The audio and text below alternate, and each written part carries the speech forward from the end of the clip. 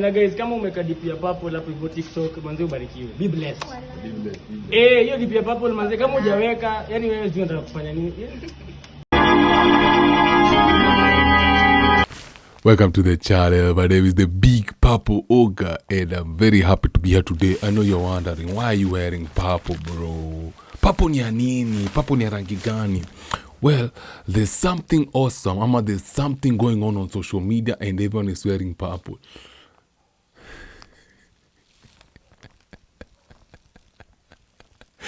I just noticed kabuti yangu ya Bishop itakuwaga purple.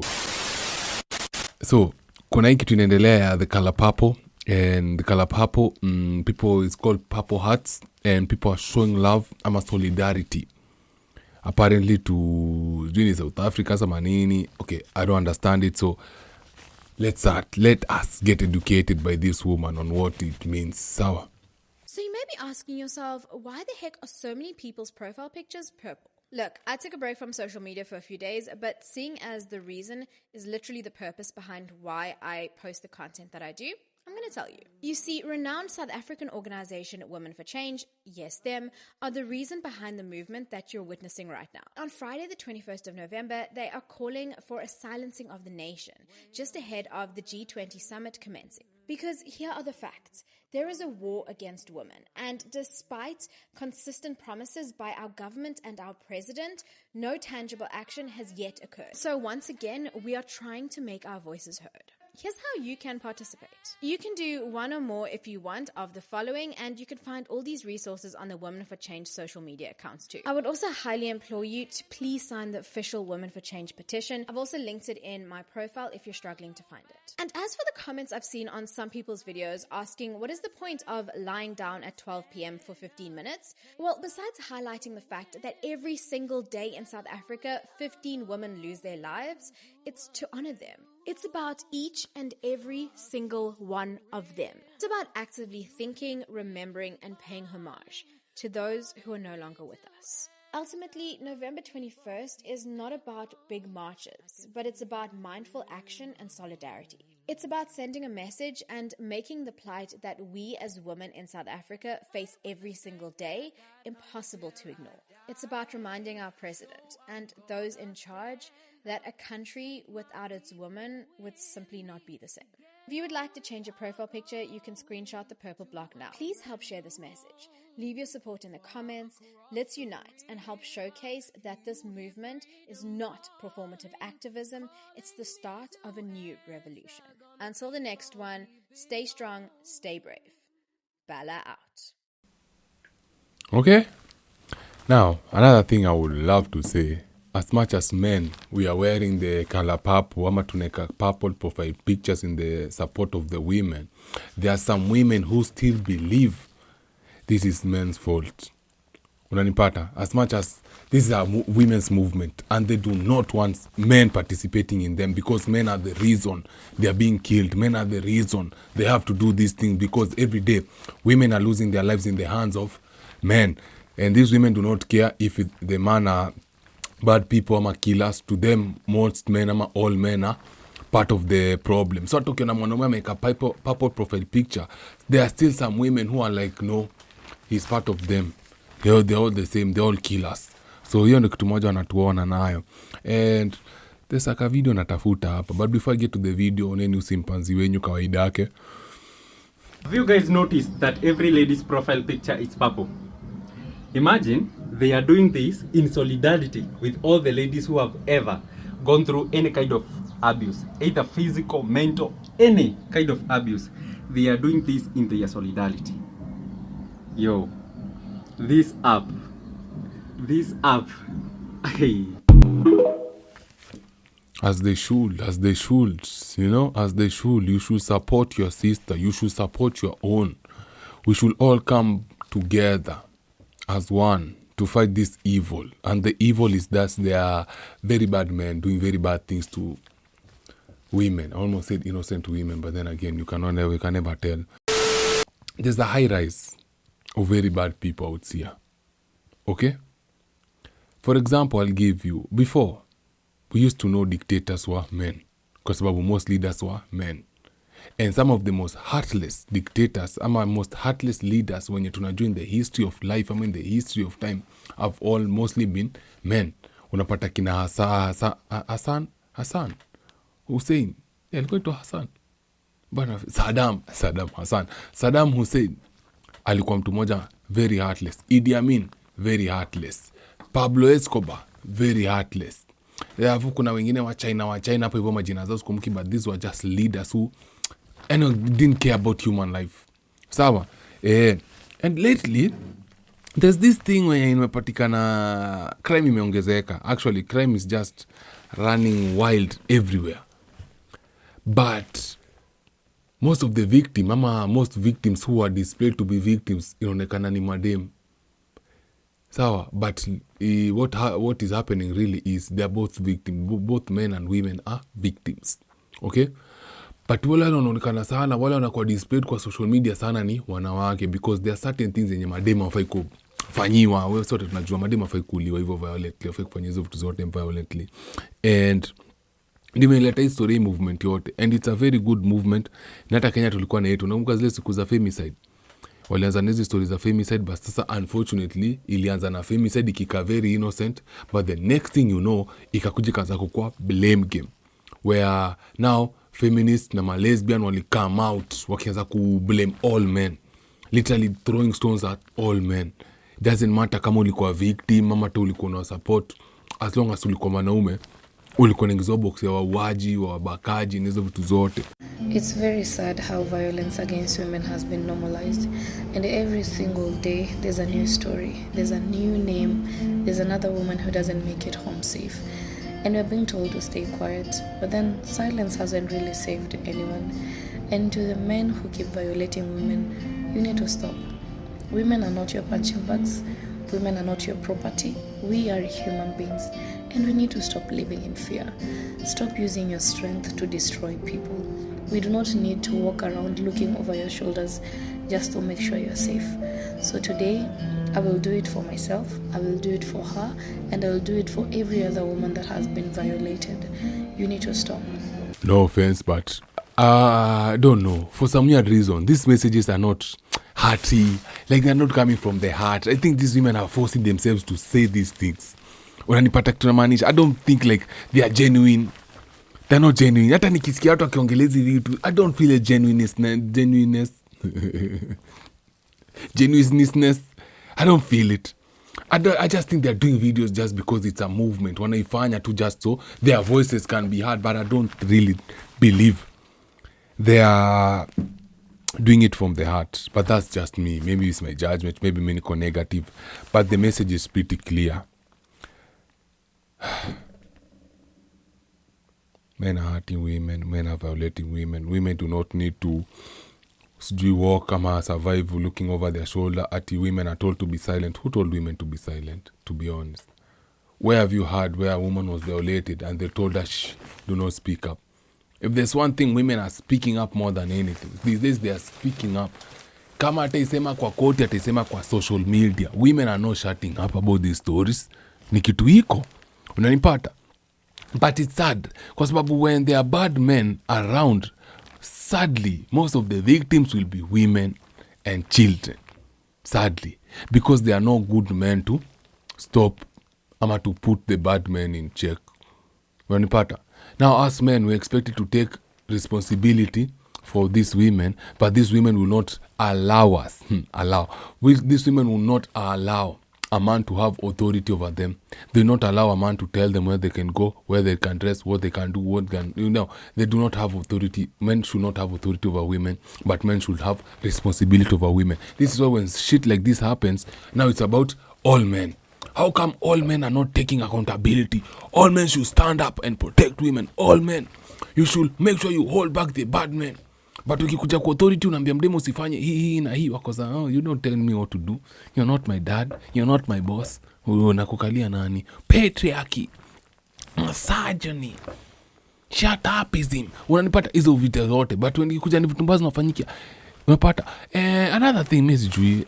Back in the day, easy cases they were there, but these days unapata, let's say for example, I wanted to say like unapata mdem pengine are in relationship, they were kind of safe. Siko sure, but then atu mjue tu minaongelea tu out of whatever my thinking. Okay, si factual venye nataka ikue, but unapata hizo siku most women walikuwa either married ama walikuwa in the process ya kumari. So unapata some mademu wengi alikuwa safe because you cannot hurt a woman ukijua mtu wake akupale ama kona mtu utaogopa kufanyia dem kitu mbaya. But these days women are not marrying, women are not in relationship, na wako very much exposed. Na once wako very much exposed, nataka tujue kitu mbaya, the devil will always loom. The bad men will always be lurking in the corner, waiting for their next prey, waiting for their next victim. It's a fact. I'm not saying be in a relationship so you'll survive. Like this men should not wakuva hurt but because you're in a relationship. I'm not saying that. But nakwambiani, when the weaker, like the weaker, what's it called? Weaker sex, the vulnerable sex is exposed. Bad men will come, take advantage of that. Sadly kutakuwa na kitu kaa hizo. Na siku hizi you know there's the high rates of depression, high rates of pornography addiction, high rising cases of drug addiction. Unanipata? These things are happening, zinafanyika. So what do you think will happen when you expose like that? Vitu mbaya kama hizi zitafanyika. There are no fathers in the home because you know you don't need men. Women do not need men. That's what they believe. Or men are victims. You cannot trust men. Unapata hizi two cases hizi zinakuja zinachangia, kwa sababu unapata hata utapata most of this watu wana repower dem, wanapiga dem, wana madade, wanafanya madem vitu mbaya. Ukichunguza vizuri utapata most ama some of them wametoka into single mother households. But you cannot say that because ukisema hivyo utakuwa you are victim blaming. Unaekea tu madem alama kila saa, inakuwa tu story ya kuekelea madem. Why can't the men take responsibility? Mimi nakwambia when a child ametoka in a strict household, kuna vitu hata zifikiria kufanya. Mali ametoka ameona budaki, anajua budaki venye focus authority anaeka pale hivyo, discipline still kwa kijana ile uoga pia meko kijana akijua kuna vitu wezi fanya, kuna upuzi hazitakuwa tolerated kwa nyumba yangu. Ukijana na grow up akijua yenyewe buda pendi hii na hii na usifai kufanya hii na hii, kwa sababu ukifanya punishment itakuwa hii na hii. But ukitoka kwa single mother household man, uko nurtured, uko kwanza sikizi mesikia kuna kitu inaitwa gentle parenting, hiyo itakuwa topic ya siku nyingine. Unapata cases kama hizi zinafanyika. Okay, and they want the government to intercede, and the government should intercede. But the government cannot favor one gender over the other, kwa sababu pia si tumesikia very many cases of false rape accusation, false domestic abuse tumeona hadi majuu unapata kina Johnny Depp anakuwa accused wrongly. There are those cases. So mi sijui crime ikwe crime isipewe a special treatment. But me, I'm not here to talk about that. I'm just here to stand with my sisters on this nini. And mi nawambia tu kweli, I stand with them. I really stand with them. Si hata clout, si hata nini, I really empathize with them. Sawa. And me, I will make sure I play my part by not abusing women, by not insulting women, by not raping women. Iso kuna vitu mi najua sitawaifanya. But that's me. Okay? And I will make sure in my group, mali niko sure watu tunahang out na watu tunatoka, we talk with them, hang out with them. They never get to do that type of stuff to madam. That's where me I can start personally. You decide where you can start personally. But sijui kulala chini for 15 minutes kwangu ni upuzi. But again, they are mourning the death of women. Unacheki ni kama activism. Let them do what they need to do as long as the message imefika. But acha niwatafutie video kwanza before nitoke hapa. Ino video nilikuwa nataka kusema. What you're doing is performative. Not all men. First of all, if you are a man during times like this, during times where women are taking stands to support other women, this is not the time for you to open your mouth and start speaking on things. Please, can we start teaching men how to shut the fuck up? Now, we get you angry and you're making these remarks. Now, question. When you're saying these things and men get to see this, what do you think goes through their mind? Do you think that they're feeling shameful? Do you think that they're feeling guilty? Wako pale hivyo kwa hata tunataka wauaji wazidi kuua kabisa. Huyu anafikiwa lini afungie mdomo yake? Clearly ndio kitu atasema kiona ukiongea ujinga kama hizi. when you go spewing this type of hatred, this type of anger, when men see this, they're like, hata ndo maana wana deserve kufanywa vitu wanafanywa kwa sababu ya ujinga kama hii unaongea. I get it. This is not the time. Kuna cheki kama venye wanaume ataka kujipox ndani ya story. Yuko si hata women are killing men. Si hata women are abusing men. Why are those women not being held accountable? Why una get that thing? Si hata even men are victims of kumadwa na wanaume wengine. How come women are not supporting? I get. It's not the time to talk about that right now. But neither is you speaking like this gonna help anything. This is not the time for you to come and tell me you're generalizing all men. It is not all men who do this behavior. We know it is not all men. The same way we know that this kind of movement, this kind of stand that women are taking right now, it is not going to change anything. Women are still going to be, sadly, women are still going to be dying in the hands of men. Sadly, it's not going to do anything big. Movement ya South Africa, lakini umekasirika nikani yako. Una behave ni kama wewe ndio chief inspector for women for change South Africa. Unanipata? Unajifanya ni kama sasa ndio wewe ndio queen organizer. Wewe ndio sasa una represent mademu wote, ndio umekasirika kwa shinda wote. Karibu niseme kitu. But one thing I want you guys to remember, it is not about you men. It is not about any of you other than the women who have succumbed to this kind of behavior, this kind of If it's not about us, why then are you telling us to put purple profile pictures? Mbona basi mnatuambia tuweke purple profile pictures? Mbona? Si ninyi pataka tuwa support. But I get the point. I effing get your point kabisa. This is not the time for naume kwanza kujipox hapo ndani wakaweza kusema simtuone pia sisi. I get that kabisa 100%. Violence, this kind of culture, the women who have survived this, the women who have died because of this, the women who have died in the hands of men, the women who are walking around with trauma because of rape, because of sexual assault. This is because of those women. We have to stand with those women so that they can feel like they are seen. You people, you will never understand. If you're a lady, by the way, and you're not participating in this movement, I'm not even going to tell you to participate in the first place.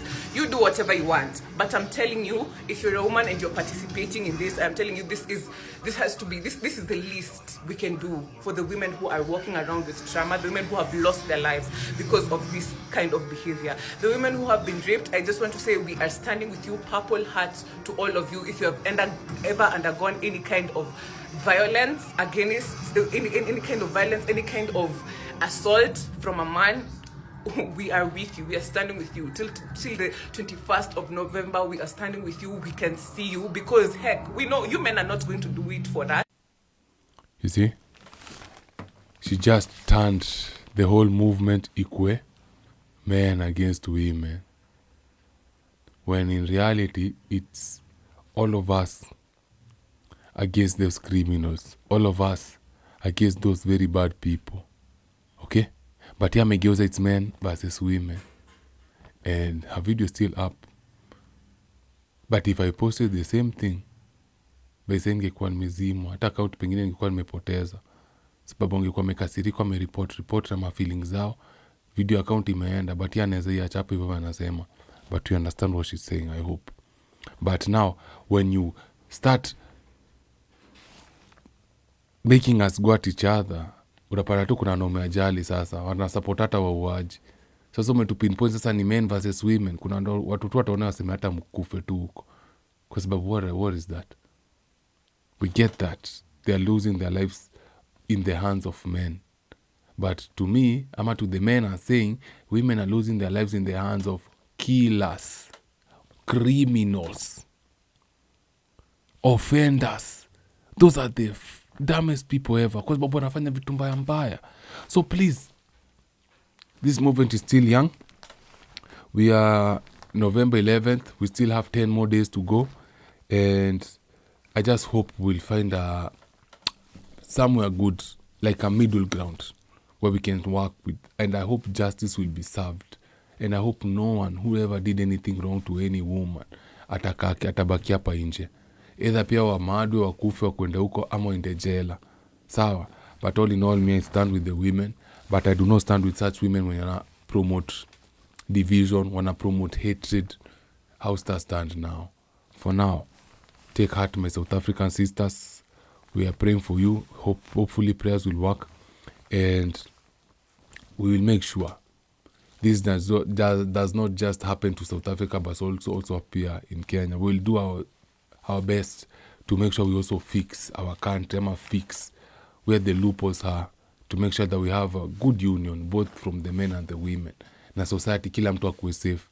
Even though, as much as the women are feeling they're not safe, even most men are feeling they're not safe. Even men are also very many victims of abuse. Most, but because the numbers are not shared, ama the numbers are not portrayed, hapo mtaiona ni serious. Even men are losing their lives in the hands of killers and criminals at a very high rate. But no one cares about that.